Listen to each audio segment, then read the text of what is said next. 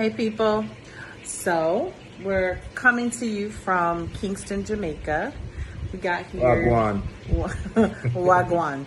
We got here Saturday, and we just wanted to come on and talk a little bit about our experience coming in and traveling. I know lots of folks are restless, wanting to get out and about and travel.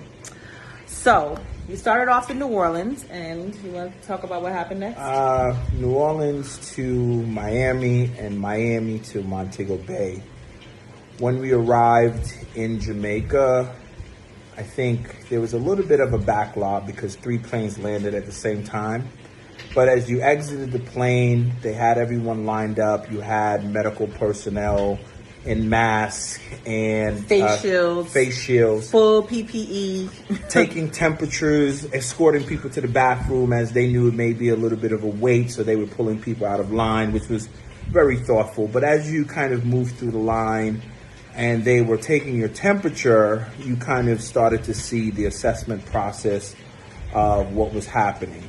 By the time we got to the first kind of checkpoint, hand sanitizer, and the first part of the screening process, you were escorted to a table where they took your information, which your information was already in the system because you had to fill out a form to get authorization to come into the country. 3 days in advance of travel. 3 days in advance of travel. Which somebody forgot to do. Yeah, she forgot to do it. And we almost got left. We ain't going to talk about that. That was her. That was her, right? Mm.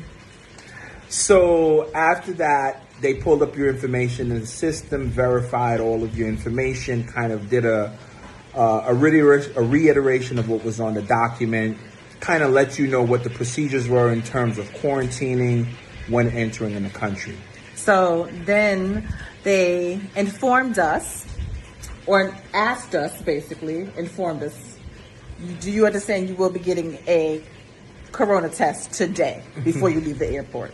Right. So we left that space, finally got to immigration. So we gave our immigration documents and then moved on to customs. Meanwhile, every 5 to 10 feet, someone is spraying you with hand sanitizer. White rum. I mean, the chair we had to sit down in the registration space was wrapped in plastic. And before I sat down, someone rushed in, sprayed it down with some sort of sanitizing spray, sprayed the table. The woman who was taking our registration information changed her gloves. All of them had on N95 masks, white face shields, wipe down. You need to get your curry chicken. Go get your chicken. Wipe down the surface area. And so this was happening at every step of the process. So after that, we go through immigration. After immigration, we head in to get our bags. Before entering the baggage area, we are sprayed again. We get the bags. Before we go through the customs now, to clear customs, same procedures. Meanwhile, we have had a mask on continuously. Continuously, everybody has masks. Every person deboarding the plane has a mask. Everyone we are interacting with, at the very least, has a mask, but most of them have full PPE, including face shields. So after we finally clear customs, then we were directed to put our bags into a holding area and given a card. From there, we were escorted to check in and verify our identity again. And then we were given the corona test. So the one thing I forgot was I'm gonna start all over again. No.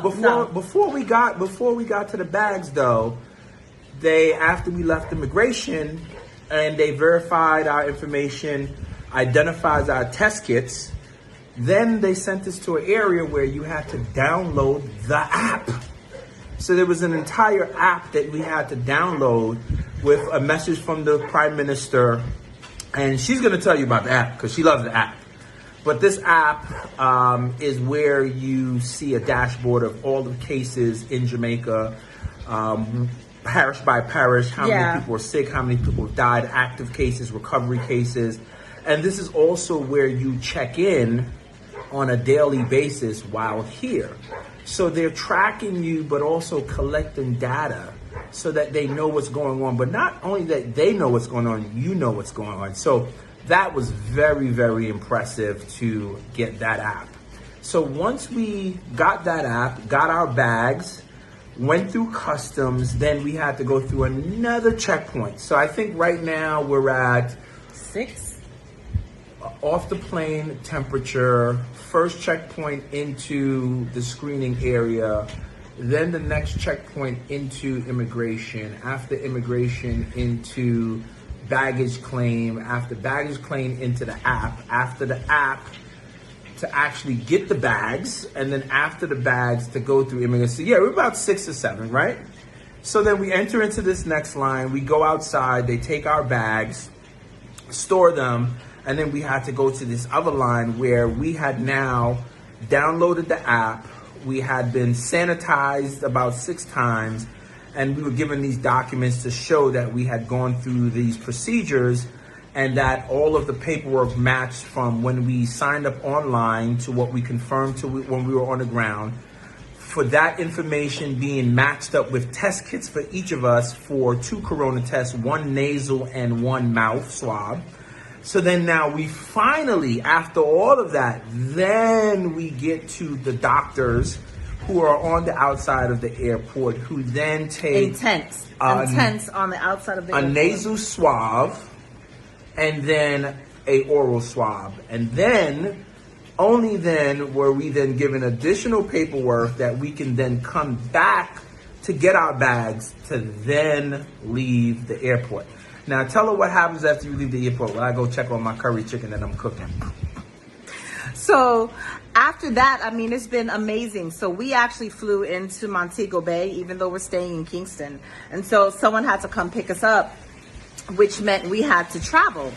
And as soon as I left the parish where the airport is in Montego Bay, as soon as I left the parish, the phone went off and was like, where are you going? You need to check in with us. You're traveling, you're moving. So it was clear that the geo-tracking system works. But beyond that, what I've also seen is everyone here is wearing a mask. Everyone, even the man at the corner with the squeegee guy at the corner trying to squeegee the windshield has a mask. Everyone has a mask.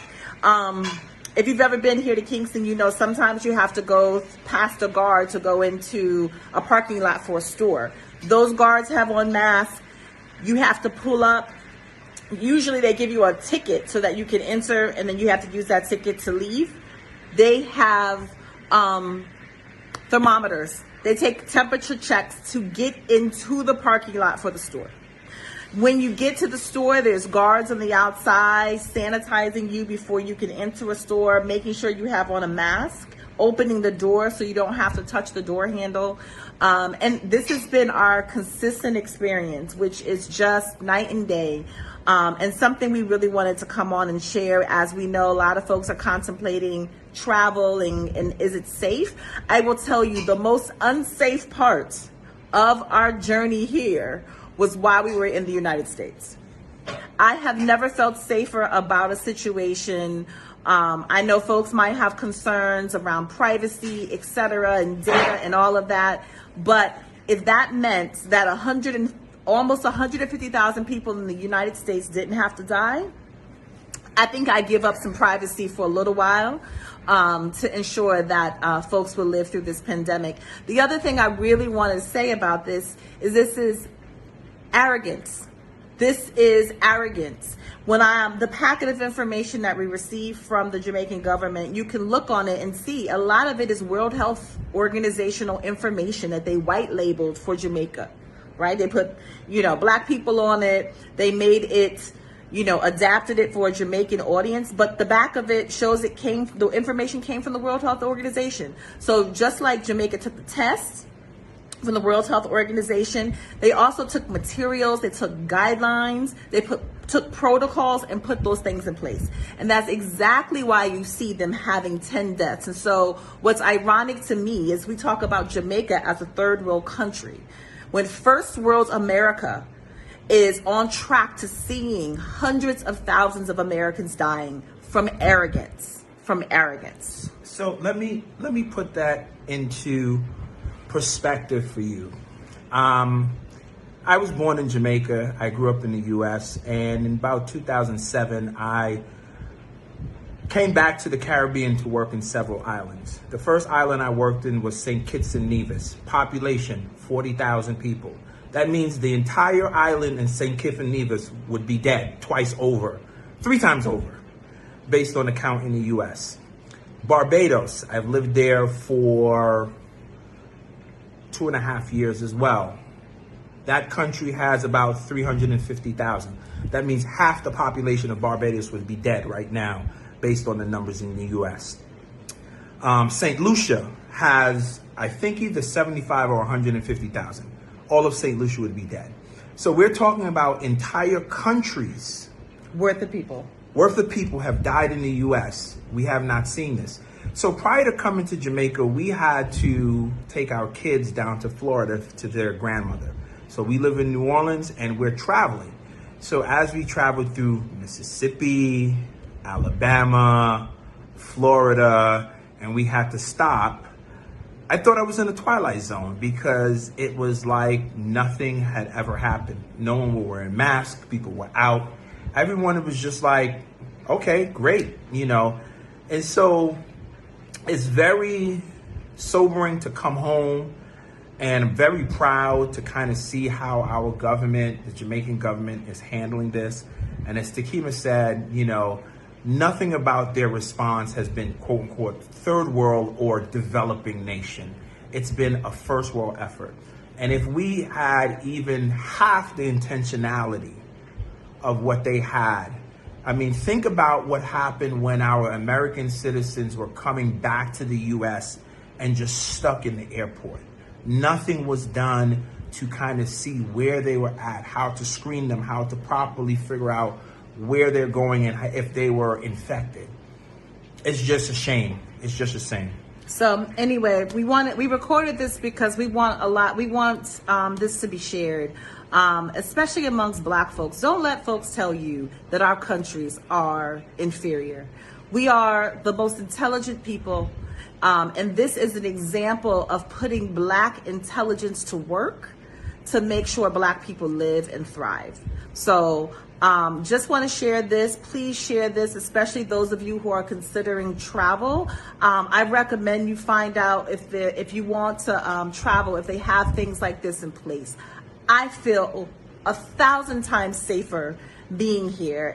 In many ways, I'm counting the days so my children are, join us here because we are so much more safe here than we ever were back in the States. So anyway, I hope this helps y'all. Leah Thayer. Please subscribe to my channel.